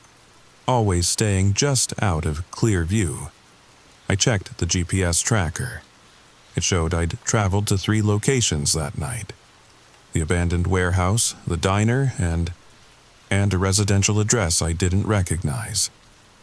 I got dressed and drove to the address. It was the house from the video, the one with the kid stickers on the door. In the daylight, it looked so normal, so innocent. A for sale sign stood in the front yard. The house was empty. I called the realtor number on the sign, pretended to be interested in buying. The cheerful woman on the phone told me the family had moved out suddenly about a month ago. Such a lovely family, she said. The Millers. Their daughter Emma was such a sweet girl. Shame they had to leave so quickly. Something about a job transfer. I hung up and sat in my car, staring at that house. The swing set creaked in the wind. I thought about that door with the unicorn stickers. About what I might have done in that room. About why the family really left. That night, I didn't go home. I checked into a motel on the other side of the city, paid cash, didn't tell anyone where I was. I destroyed the USB drive, smashed it with a hammer, and burned the pieces. I thought maybe that would end it. But at 3:33 a.m., the motel room phone rang.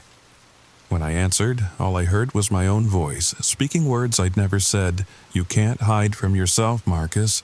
We have work to finish." I drove home as the sun came up. My apartment door was open. Inside, on my coffee table, was a new USB drive. Black, unmarked. Exactly like the first one. I haven't watched the videos on it yet. I'm scared of what I'll see, scared of what I've become. But worse than that, I'm scared of what happens when I stop watching, because the videos keep appearing. Every morning, there are new files, new timestamps, new versions of me doing things I don't remember. Last night, I tied myself to the bed. Used actual rope, padlocks, the whole 9 yards. This morning, the ropes were neatly coiled on my nightstand. The padlocks were open, and there was dirt under my fingernails.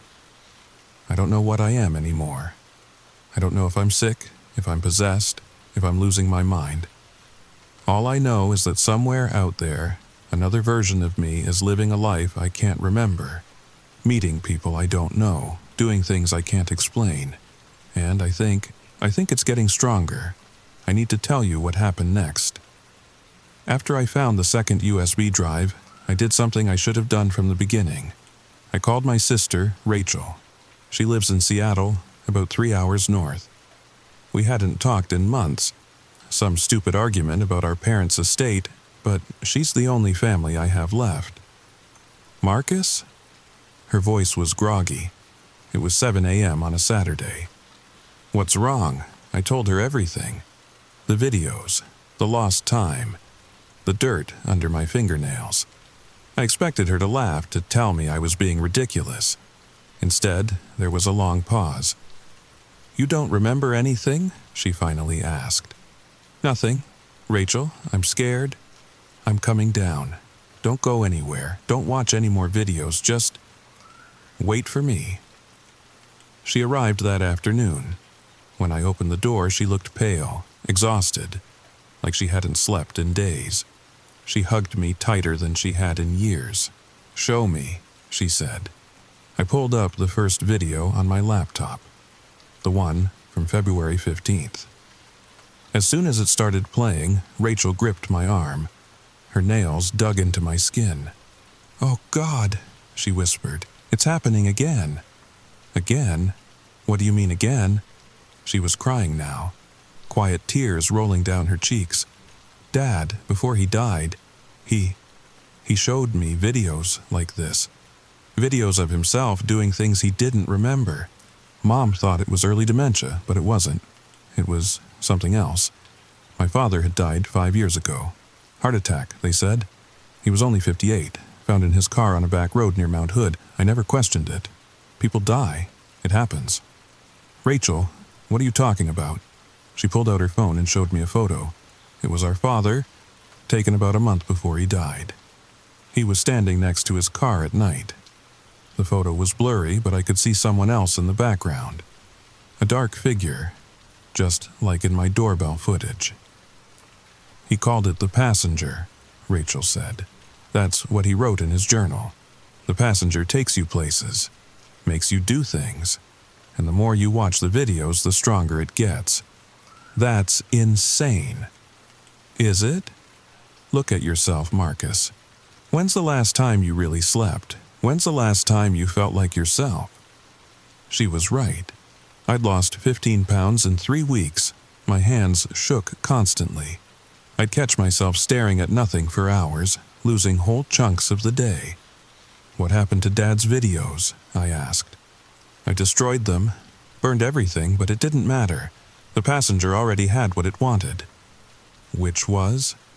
Rachel didn't answer. Instead, she walked to my window and looked out at the city. "We need to find out where you've been going, what you've been doing. Maybe there's a pattern." We spent the next 3 days mapping out every location from the videos. The abandoned warehouse, the diner, the empty house, dozen of other places. When we put them all on a map, they formed a rough circle around the city, all exactly 13.3 miles from my apartment. "It's building something," Rachel said, "or looking for something." On the fourth night, I did something stupid. I stopped fighting it. I went to bed without any restraints, without any cameras. I wanted to see what would happen. I wanted to understand. I woke up at 3:33 a.m. Not in my bed. I was standing in the middle of a field somewhere outside the city. The stars were impossibly bright. My feet were bare and bleeding, and I wasn't alone. There were others, maybe a dozen of us, standing in a perfect circle, all in our pajamas, all with the same blank expression. I recognized the woman in the red coat from the diner video. She was younger than I'd thought, maybe mid-20s. There was an older man in striped pajamas, a teenager in a Blazers jersey. We stood there for what felt like hours, but was probably only minutes. Then, as if responding to some signal I couldn't hear, we all turned and walked in different directions. I watched myself walk, felt my legs moving without my control. The passenger was driving, and I was just along for the ride. I walked for miles, through woods, across streams, over a highway. Cars honked as I crossed, but I didn't flinch. Finally, I arrived at a small cemetery on the outskirts of Gresham. My hands started digging at a specific grave. The headstone was old, weathered. I couldn't read the name. I dug until my fingers found something hard, a metal box wrapped in plastic. Inside was a key and a piece of paper with an address. I pocketed both and carefully reburied the box. Then I walked home. When I finally regained control, I was standing in my shower, washing the dirt off my hands. The water was ice cold. I'd been there for who knows how long. The key was in my pocket. The address was burned into my memory. I called Rachel immediately, told her what happened. She drove down that morning, and we went to the address together. It was a storage unit facility in an industrial district, Unit 337. "Maybe we shouldn't," Rachel said as we stood in front of the door. But I had to know.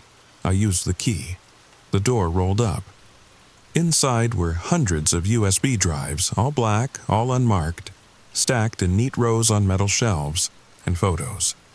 Thousands of photos covering the walls, all of people I didn't recognize, all with the same blank expression, all with the same timestamp, 3:33 a.m. In the center of the room was a desk with a single laptop. It was open, running. On the screen was a video feed, live. It showed a young woman sleeping in her bed. The timestamp in the corner read March 31st, 3:32 a.m. 1 minute to go. "We need to leave," Rachel whispered. "Now." But I couldn't move. I watched as the woman on the screen opened her eyes, sat up. Her expression went blank. She stood and walked out of frame. A new file appeared on the desktop. April 1st, 3:33 a.m.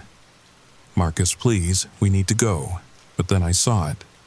In the corner of the storage unit, a filing cabinet. The label on the front made my blood run cold.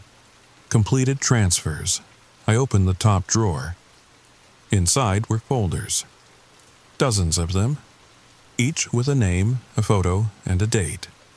The most recent one was dated March 15th. The name was Emma Miller. Age 7, the photo showed a little girl with pigtails and a gap-toothed smile. The same house, the same unicorn stickers. "Oh God," Rachel gasped. "Marcus, what have you done? I need you to understand something. I'm not a bad person. I volunteer at the food bank on weekends. I help my elderly neighbor with her groceries. I've never hurt anyone in my life. At least, not when I'm myself. But looking at Emma Miller's file, at her innocent smile, I felt something break inside me." The file contained detailed notes, observation logs, behavioral patterns, everything written in my handwriting. But I didn't remember writing any of it.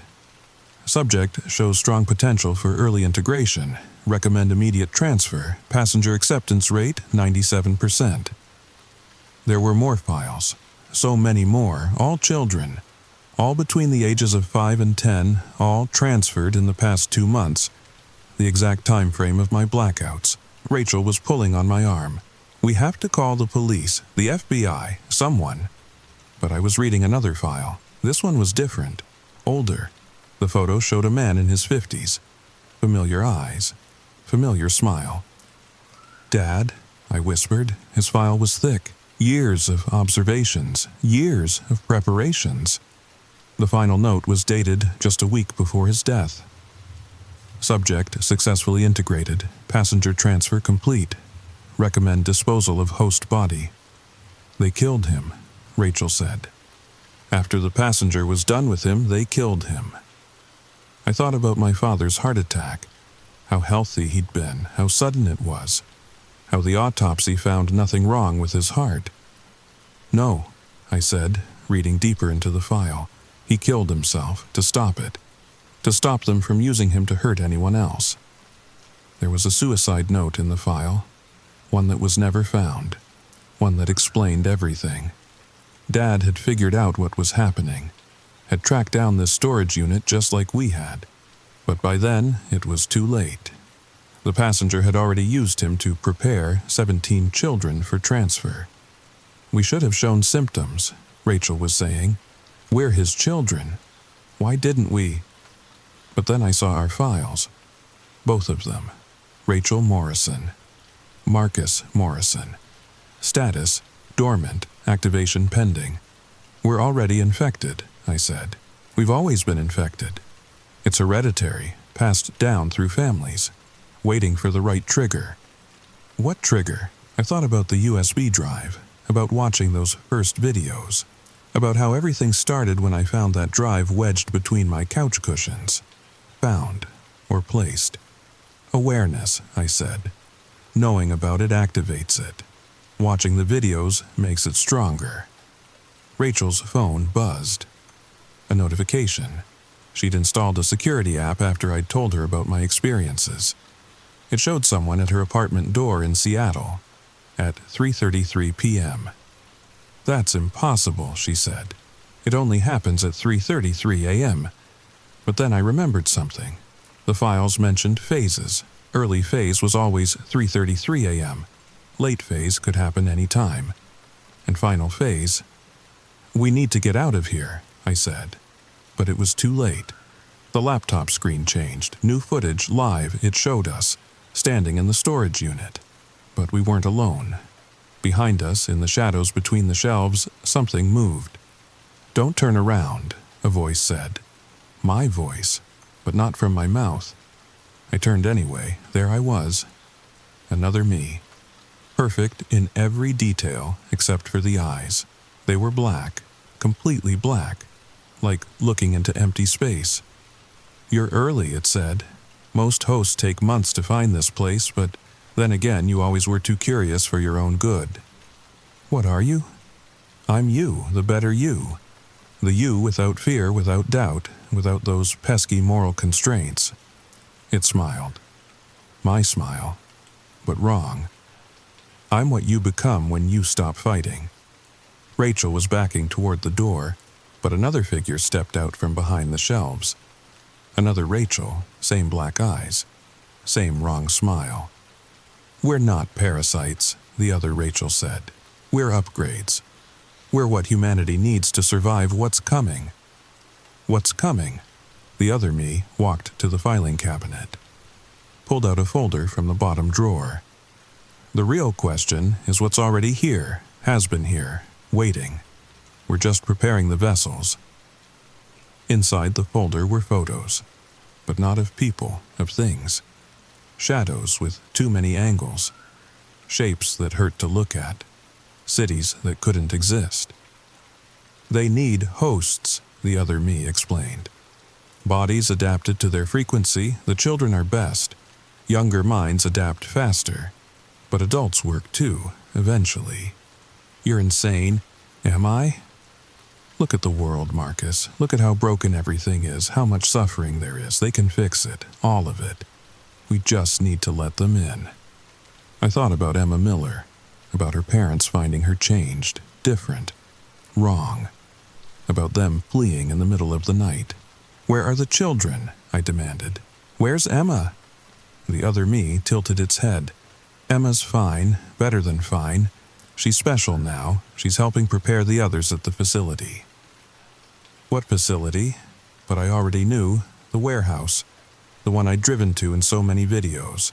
The one I'd never entered on camera. You've been very helpful, the other me said. Identifying candidates, gaining their trust. Children like you, Marcus. You have such a friendly face. I lunged at it. Stupid, I know. But I couldn't stand there listening to it use my voice to describe such horrible things. My fist connected with its face. My face. And it felt like punching water. Cold, shifting water that reshaped itself around the impact. You can't fight yourself, it said, grabbing my wrist with impossible strength, any more than you can hold back the tide. Pain shot up my arm. Not normal pain, something deeper, like it was reaching inside me, rearranging things. Stop! Rachel screamed, both Rachels in perfect unison. The pain stopped. I stumbled back, clutching my arm. There were marks on my wrist, symbols, like writing, but in no language I recognized. The merge is starting, the other me said. Usually takes a few weeks, but you've been so cooperative, watching the videos, following the breadcrumbs, fighting just enough to make it interesting. I'll kill myself first, like Dad did. Dad was weak. He couldn't accept the gift. But you're different. You're already changing. Haven't you noticed? I had noticed. The lost time was getting longer. The things I remembered from the blackouts were getting clearer. And worst of all, part of me was starting to understand. Starting to agree. We should go, Rachel said. My Rachel, the real one. Her eyes were still brown, still human. But there was something else there too, a flicker of black at the edges. We ran. Out of the storage unit into the afternoon sun. Our doubles didn't follow.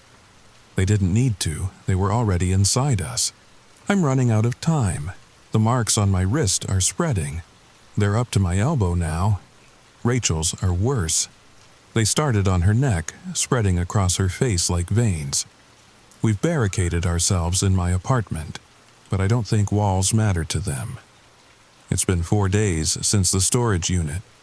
4 days of fighting to stay ourselves. The videos keep appearing, not on USB drives now. They just show up on every screen. My laptop, my phone, even the microwave display. All showing me doing things, terrible things. I saw myself at the warehouse last night. Rows of beds, children sleeping. I was checking on them, adjusting IV drips connected to bags of black fluid. The children's eyes were open, all black, all empty, but that's not the worst part. The worst part is that I remember doing it. Not like watching a video, like an actual memory. The feel of the cold warehouse air. The sound of the machines humming. The pride I felt at how well the integration was progressing. Rachel's fighting too, but she's losing faster. This morning, I caught her writing in a notebook. Same symbols that are on my arm. When I asked her what she was doing, she looked at me with one black eye and one brown eye and said, "Preparing the welcome protocols." Then she blinked, and both eyes were brown again. "Marcus, I'm scared. We've tried everything. Salt circles, useless. Prayers, no effect. Even burning ourselves with cigarettes to stay focused on the pain. We just healed within minutes. Whatever we're becoming, we're not human anymore. I've been thinking about Dad a lot, about his final choice. There's a gun in my closet, my grandfather's old revolver. 6 bullets. 3 for me, 3 for Rachel. It would be quick, cleaner than what happened to Dad. But every time I reach for it, I remember the children. Emma Miller and all the others. They're still out there, still being prepared. And I'm the only one who knows where they are. You won't save them. The voice comes from everywhere and nowhere, my voice. You are them. They are you. We are one. I know it's right. I can feel the connections forming, like a network in my mind. I can sense the others. The woman in the red coat, her name is Lisa. The man in striped pajamas, Gerald. The teenager, Kyle. All of us connected. All of us becoming. But I can also sense the children. Scared, confused. Still fighting even as the black spreads through their small bodies. Marcus, Rachel's voice, but not from Rachel, from the TV. She's on the screen, standing in the warehouse, both eyes black now. It's time to come home. The real Rachel is beside me, crying, holding the revolver I must have taken from the closet. I can't fight it anymore, she whispers. I can see what's coming. It's beautiful and terrible, and it's going to change everything. Then why are you crying? Because I'm going to miss being human. She puts the gun to her temple. I grab her wrist. We struggle. The gun goes off. The bullet hits the wall. Plaster rains down. And in that moment of shock, I see something. The bullet hole. It's not just a hole, it's a window. And through it, I can see the truth. The city isn't real. Hasn't been real for weeks. We're all in the warehouse, all of us, lying on beds, hooked to machines, dreaming the same dream while our bodies change. No, I say. But even as I deny it, I can feel the bed beneath me, the IV in my arm, the cold warehouse air. Yes, Rachel says. Both here and there, both human and not. But knowing doesn't change anything. The process is almost complete. I close my eyes. Focus on the connections. Follow them back to the source. Past the other hosts. Past the children. To the thing that's orchestrating all of this. It's vast. Ancient. Not from here. Not from anywhere we have words for. It's been waiting so long. Preparing. And we're just the latest attempt. There have been others. Other worlds. Other species. All transformed. All made ready. Ready for what, I ask? It shows me. The universe. Not as we see it, as it really is. Broken. Dying. Infected by something far worse than what's happening to us. And they, the passengers, they're antibodies. The cure. We're medicine, I whisper. Earth is sick, and we're the medicine. Now you understand, the other me says.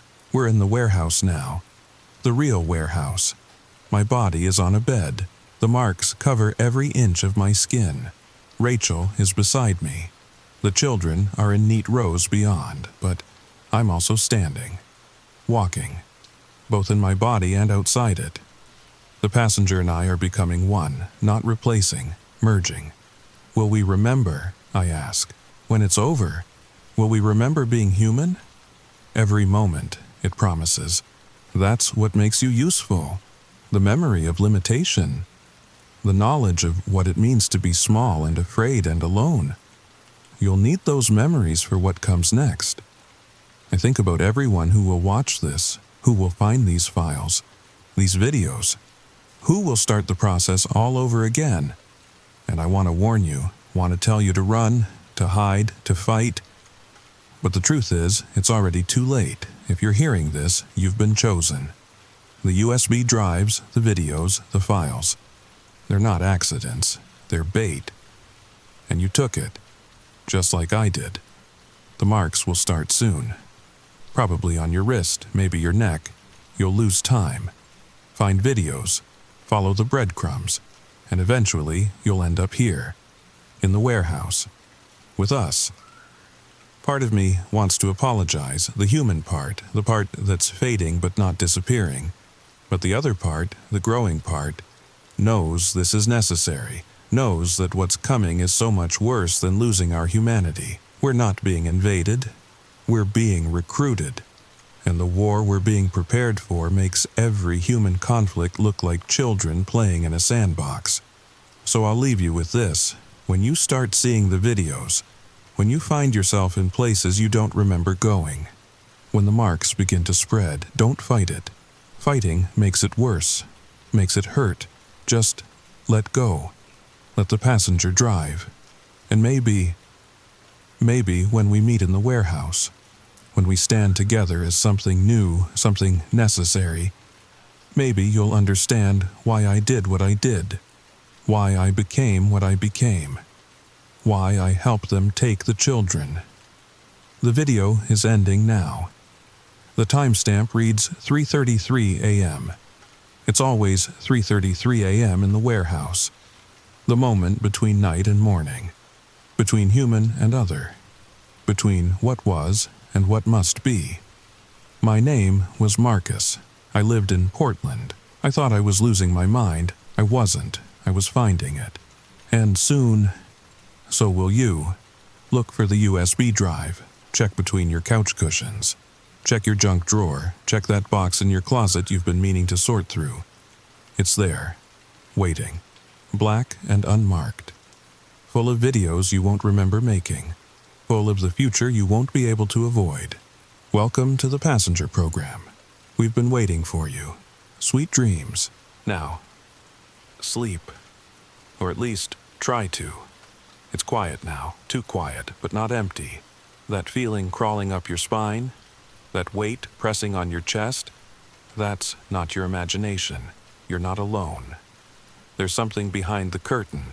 You haven't looked, not because you forgot, but because you're afraid to know.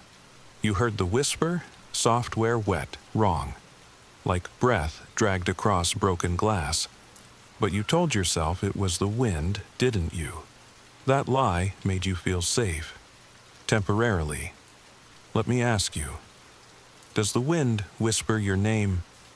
Does the wind tap lightly, again and again, from the same spot, behind the curtain, every night? Does the wind leave scratches on your window that weren't there this morning? Thin, sharp, like claws, like warnings. You don't remember opening the window. You never open the window. But it's unlocked now. You could check, you could stand up, you could walk over and pull the curtain back. But you won't, because you know. You know what's waiting, not because you've seen it, but because you felt it. In the quiet, in the dark. Every time you close your eyes, every time you wake up and your blanket is just slightly moved. Your door slightly cracked. You try to explain it. Your mind wants to explain it. But that whisper, that sound that only comes when you're alone, when everything is still, when the night is at its deepest, that's not a dream, that's a presence. It doesn't want your fear, it wants your attention. It feeds on the moment you doubt yourself. The second you wonder if you heard something, the instant your heart rate rises. That's when it leans closer. It's been patient, watching, learning you like prey. You ever notice it never shows up when the lights are on, when someone's in the room? It waits for the ritual, the brushing of your teeth, the turning off of lights, the last look at your phone, the deep breath just before sleep. That's when it wakes up. That's when it stirs behind the curtain. Sometimes it watches you all night. Sometimes it moves. A shift in the shadow. A faint creak on the floorboards. The sound of fabric sliding over skin. And when you don't check, when you ignore it, that's when it comes closer. Not fast, not loud, just closer. You might feel a cold spot on the bed. You might feel breath on your neck. You might hear a whisper in your ear that sounds almost like your voice. It copies, it mimics, it blends, not to confuse you, to prepare you, because soon it won't need the curtain, it won't need shadows, it will sit beside you, stand behind you, speak through you. You won't even know when it happens. You'll wake up, look in the mirror, and something will be off. Your eyes won't blink quite right, your smile will linger too long. Your reflection will move just a little after you do. And the people around you? They'll say you seem different. Not worse, just not you. But tonight you're still you. Still in control, for now. You could still check. You could still confront it. Pull the curtain back, face it, but deep down, you've already made your choice. You won't. Because you'd rather lie still. Let your eyes drift shut, and hope sleep comes quickly. and it will. But what you wake up as might not be the same. Now, if you've made it this far, congratulations. You're not just a viewer, you're part of something bigger. Something that watches with you, that sits beside you as you watch, as you listen, as you wait. Because this story doesn't end when the screen fades to black. It follows you into the next room, into your dreams, into your reflection. If you liked this story, like, share, and subscribe, so you don't miss the next one, so we don't miss you, and comment below. Tell us the moment you stopped feeling alone. We're watching, we're listening, and we read everything. Now, go ahead, gain the courage to check the dark corners before you sleep. Turn off the lights, close your eyes, sleep well, if you can.